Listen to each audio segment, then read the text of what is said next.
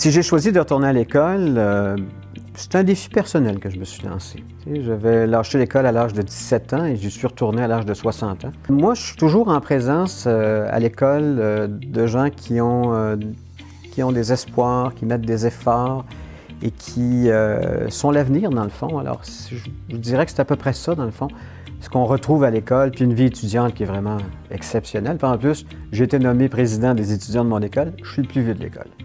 L'avantage de retourner à l'école, c'est que ça te permet aussi presque de faire repousser des neurones, ou en tout cas de reconnecter des neurones.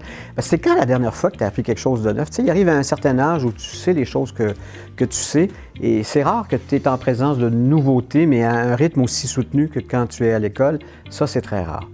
Si jamais tu es jeune et tu penses à décrocher, je vais te parler à toi. Okay?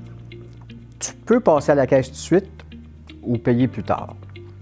Si tu passes à la caisse tout de suite, c'est correct. Tu vas avoir une vie peut-être plus avantageuse économiquement que les autres qui vont continuer à étudier, mais tu vas le payer inévitablement parce que quand tu n'as pas la formation scolaire, ce que ça fait, c'est qu'éventuellement, tôt ou tard, tu vas te retrouver à pouvoir avoir des emplois qui sont les moins valorisants, les moins payants, les moins stimulants.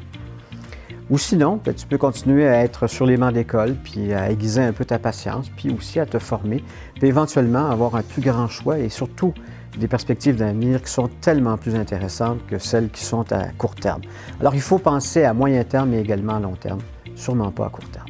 Communiquer, c'est essentiel. Savoir lire, écrire, parler, être compris et comprendre les choses, c'est la clé même, si on veut, de notre avancement dans la vie, puis de nos communications entre les humains. Moi, la Fondation pour l'alphabétisation, je l'aime de A à Z.